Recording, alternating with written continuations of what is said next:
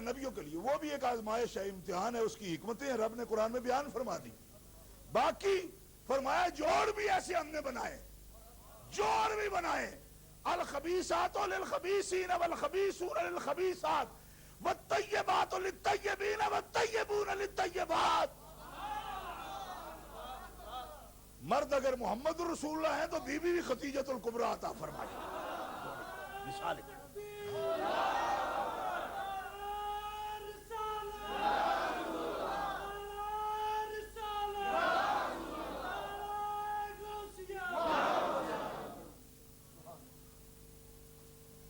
کوئی آدمی یہ کام کر سکتا ہے بھائی؟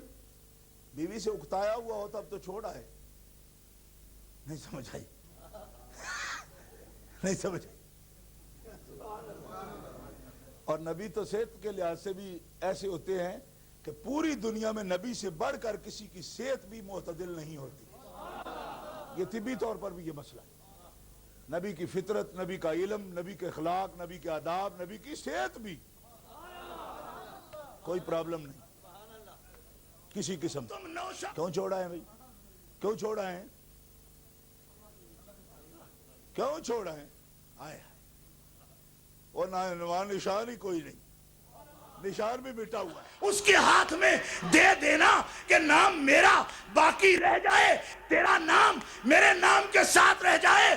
فرمایا معروف خوشابی یہ نہ کہتا تو نوشا آج تو سر ولایت اربع ہے، قسم رب عرش کی آج سلیمان بھی تیرا مرید ہو جاتا۔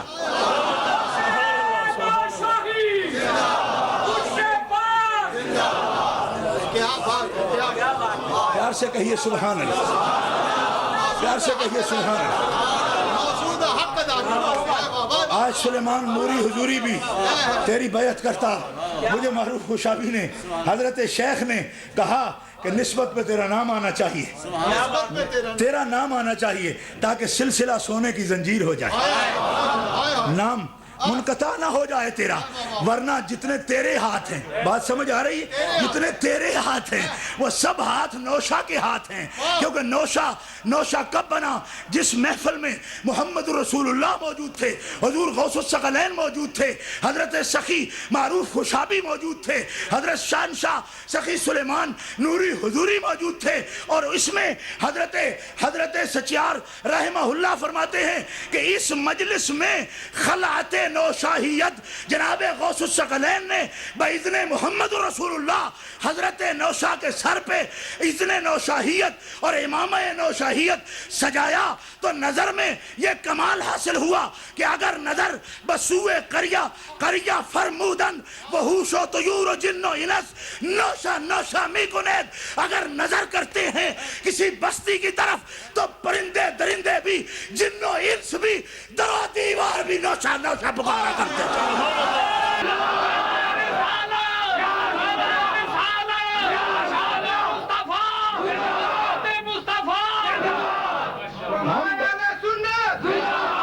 بندے رب کے ہیں، لیکن رب نے ہمارے دلوں کی الاٹمنٹ اپنے رسول کو کر دی ہے، اور ہم مانتے ہیں کہ ہم رسول کی پراپرٹی ہم مانتے ہیں ہم رسول اللہ کی پراپرٹی ہے، رسول ہمارے مالک ہیں۔ کون ہے رسول ہمارے مالک ہیں؟ اور ایک بات اور بھی سنیو، بات کرنے میں تم لوگ جھجک جاتے ہو تو شاید مولوی پھر کھسک نہ جائے، مولوی نہیں کھسکے گا، بخاری سے دکھائے گا، بخاری سے، صحیح بخاری سے دکھائے گا۔ اللہ اکبر۔ حضرت عمر بن خطاب کہتے تھے یا رسول اللہ ہم تو آپ کے بندے۔ حضرت عمر بن خطاب کی روایت بخاری سے نکال کر دکھانا میری ذمہ داری ہے کہ حضرت عمر بن خطاب کہتے تھے رب نے ہی ہمیں یہ معرفت دی ہے کہ ہم آپ کے بندے، رسول اللہ ہم آپ کے غلام ہیں۔ مستدرک میں امام حاکم نے لکھا حضرت علی کہتے تھے انا عبیدم من عباد محمد، ہم تو محمد کے غلاموں میں سے ادنا غلام ہیں۔ اگر حضرت عمر کہہ سکتے تو ہم کیوں نہیں کہہ سکتے؟ ہمارے پر فتویٰ نہیں کرنے دیں گے، مگر تو چھوٹا کی لگنا ہو پر ہمارے مفتی کا کوارڈینیٹر بڑھ کھڑے رہیے، قف یا محمد ان ربک یصلی علیہ، کھڑے رہیے، تیرا رب تجھ پہ درود پڑھ رہا ہے۔ لوگ کہتے کھانا کھاتے تھے، پانی پیتے تھے، میں نے کہا بغیر سہارے کے کھڑے ہوتے تھے، یہ بھی تو دیکھو، بغیر سہارے کے لامکان پہ کھڑے ہوتے تھے، کھانا نظر آتا ہے بغیر سہارے کے، ایک وجود بشری کا، ایک جسم بشری کا بغیر سہارے کے لامکان پہ کھڑا ہونا تمہیں نظر نہیں آتا؟ فرماتے میں کھڑا تھا کہ ثم دنا، پہلے میرا رب قریب آیا۔ یہ استقبال نہیں ہے، یہ استدبار ہے مسئلے کا۔ زور سے کہیے سبحان اللہ۔ پہلے کون قریب آیا؟ کون آیا؟ کون آیا؟ اس طرح اللہ ہوتا ہے۔ اور کون آیا؟ اوئے آپ کو سمجھ آئی کہ نہیں؟ کون آیا؟ کون آیا؟ کون آیا؟ دیکھیے سامنے بزرگ بیٹھے ہیں اور ان کی آنکھوں میں آنکھیں نہیں ڈال سکتا میں۔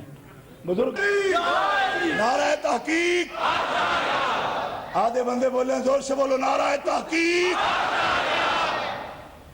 جس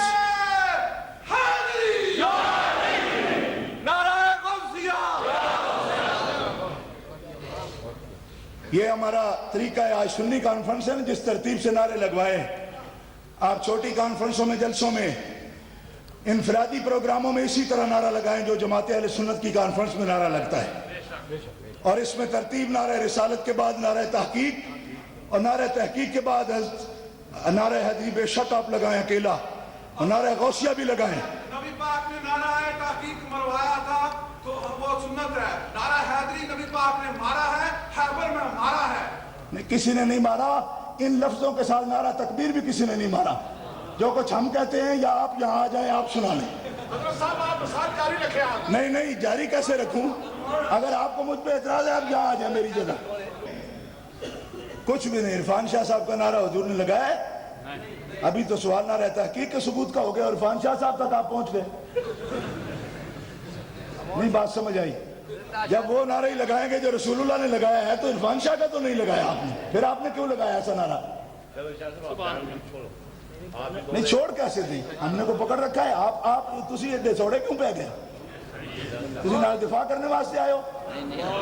اب سنو جملہ میرا، جو کہے نعرہ تحقیق کی کوئی تحقیق نہیں یا ثبوت نہیں، وہ نطفہ حرام ہے، اس کے نطفے بھی کوئی تحقیق نہیں ہے۔ نعرہ تکبیر، زور سے بولو۔ نے فرمایا مجھے اللہ کی عظمت کی قسم، جب تک میرا ایک امتی بھی جنت سے باہر ہوگا میں راضی نہیں ہوں گا۔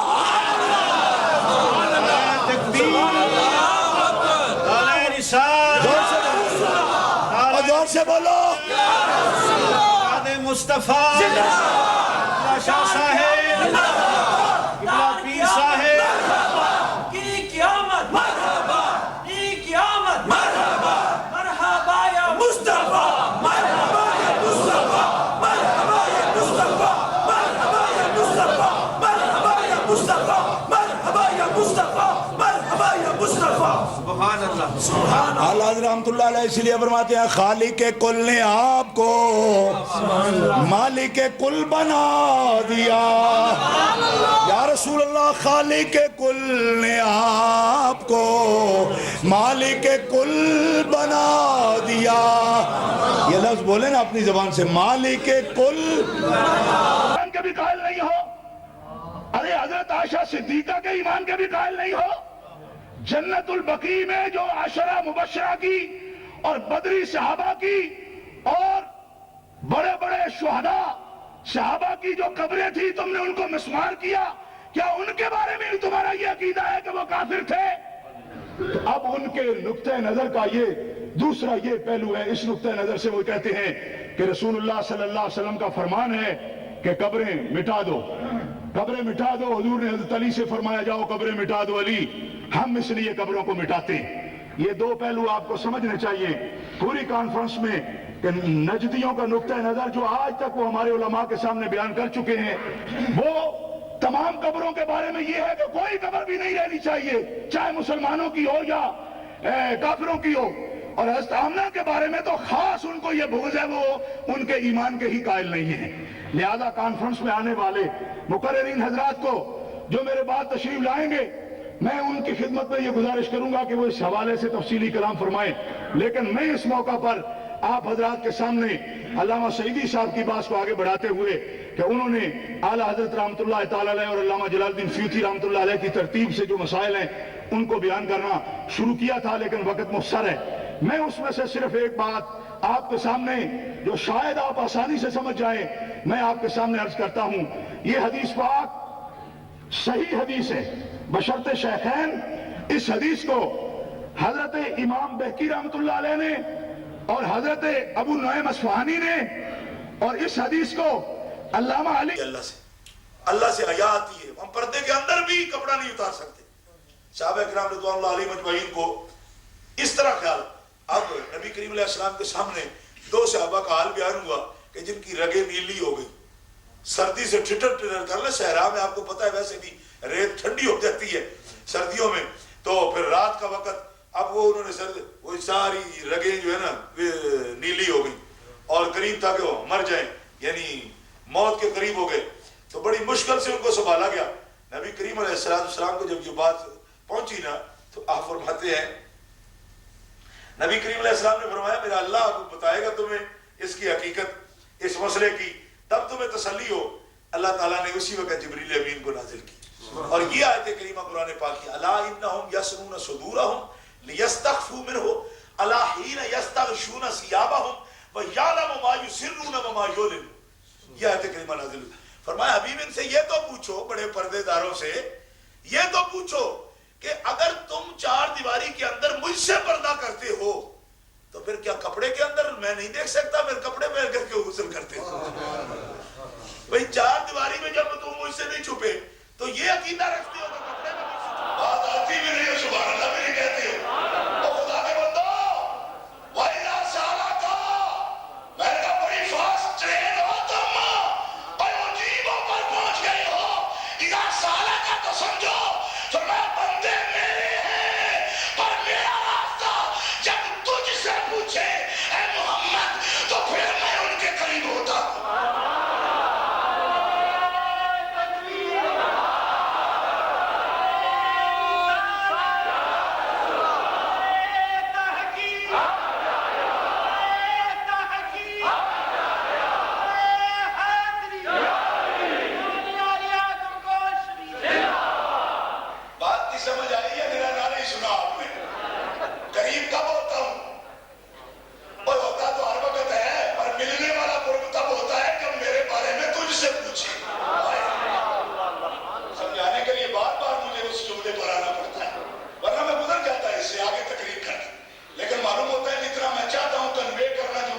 اسود انسی نے نبوت کا دعویٰ کیا حضور علیہ السلام کی وفات کے بعد، وصال عالی کے بعد، ارتحال مبارک کے بعد دعویٰ کیا، اور یہ پیغام پہنچا اس کی قوم میں سے کچھ لوگوں نے سمجھا کہ رسول کا انتقال ہو گیا ہے، اب نبی نبوت ہماری چل سکتی ہے اور ہمارا قبیلہ ہمیں مانے گا تو ہم بھی عرب کو فتح کریں گے، اسی طرح حکومت بنا لیں گے۔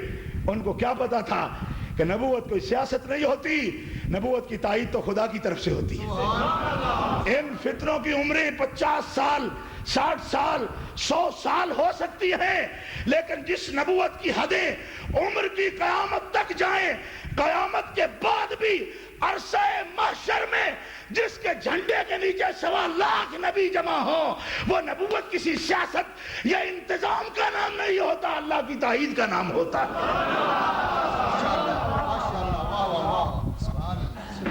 گرامی قدر حضرات، یہ پیغام پہنچا، میں قربان جاؤں، وہی درس حضرت ابو بکر صدیق رضی اللہ تعالی عنہ کہ چہرہ انور جلال سے سرخ ہو گیا۔ وہ عاشق رسول، آپ لوگ بھی لطف حاصل کرتے ہیں نعت میں، سلام میں، لیکن آپ کو بتا دوں یہ ٹھنڈے دل لطف حاصل کرنا ہر وقت یہ کام نہیں۔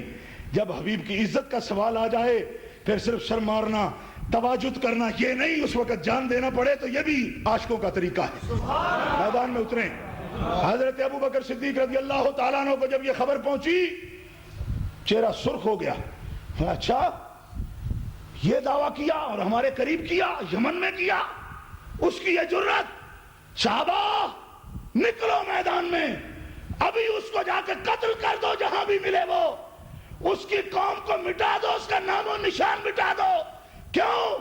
اللہ کے خزانے میں آخری نبی میرا محمد ہے, اس کے بعد خدا کے خزانے میں بھی کوئی نبی موجود نہیں ہے.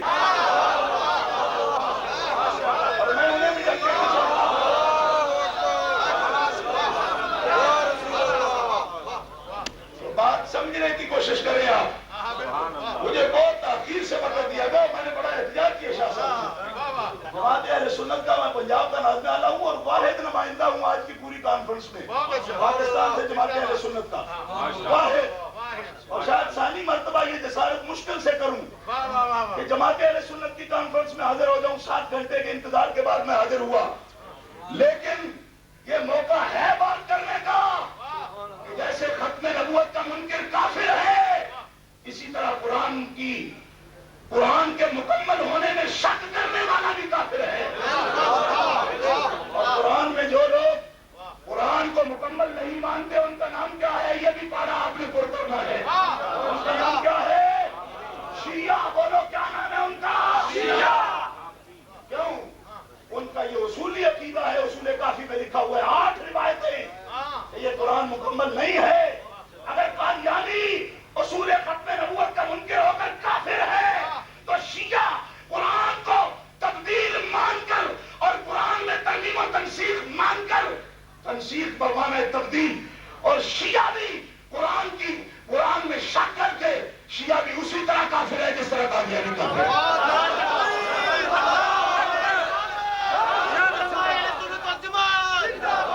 قبلہ کیا ہے نماز کے لیے؟ تو فرض اگر نص قطعی کے بغیر ثابت نہیں ہوتا تو شرط نص قطعی کے بغیر کیسے ثابت ہوتی ہے؟ علماء اصولیین بھی تشریف فرمائے, میں ان کی خدمت میں عرض کرتا ہوں. 10 برس تھا الحمدللہ سے لے کر والناس تک 30 پارے قرآن میں اللہ کا ایک حکم بتاؤ کہ 17 مہینے تک رب نے بیت المقدس کو قبلہ مقرر کیا تھا, نکالو. حجیت حدیث نہ ماننے والوں, 30 پارے قرآن میں یہ نکال کر دکھاؤ کہ اللہ نے بیت المقدس کو قبلہ مقرر کیا. کہاں حکم ہے؟ جو نکال کے دکھایا اہل قرآن فقیر اس کو 1000 پاؤنڈ انعام دینے کو تیار. پیار سے کہہ دے سبحان اللہ, چندہ کر کے نہیں دوں گا, میرے جیب میں اس وقت میرے جیب میں ہے. آپ ڈر کے کیوں بولتے ہیں؟ زور سے کہہ دو سبحان اللہ. 30 پارے قرآن سے نکال کر دکھاؤ کہ بیت المقدس رب نے اپنے حکم سے قبلہ مقرر کیا ہو. 17 مہینے تک نماز ہوتی رہی, تب بھی تو استقبال قبلہ شرط تھا, تو کس کے حکم سے شرط بنا؟ حدیث کو چیلنج کرنے والوں میدان میں آؤ. میں علم حدیث کا ایک ادنا خادم عرض کرتا ہوں اور قرآن سے ثابت کرتا ہوں حجیت حدیث. 17 مہینے تک بیت المقدس شرط بنا رہا, اس کا استقبال. رب کا حکم موجود نہیں ہے پورے قرآن میں, تو کس کے حکم سے شرط بنا رہا؟ محمد مصطفیٰ کے حکم سے. آہستہ سبحان اللہ اس طرح کہنا, یہ تو بیماری اندر کی نشاندہی کرنا. پوری نماز میں رفع یدین نہیں کیا کسی نے, ابن مسعود نے رفع یدین نہیں کیا, اور یہ معلم ہے. اور اب میرا چیلنج سنو. چیلنج یہ ہے کہ لوگ کہتے ہیں ہم رفع یدین سنت کے مطابق کر رہے ہیں. میں آپ کے سامنے حضور کا حکم رفع یدین نہ کرنے پر, تکبیر افتتاح کے بعد رفع یدین نہ کرنے پر, میں مسلم شریف سے حدیث پیش کرنے کا پابند ہوں کہ حضور نے منع کیا ہے. اور اگر کوئی شخص سیاستہ سے ایک حدیث قولی پیش کرے کہ حضور نے تکبیر افتتاح کے بعد رفع یدین کرنے کا حکم دیا ہے, تو ہر حدیث پر فقیر 10,000 پاؤنڈ کا انعام دے گا. ہے کوئی مرد میدان تو نکل کے رہے مقابلے میں.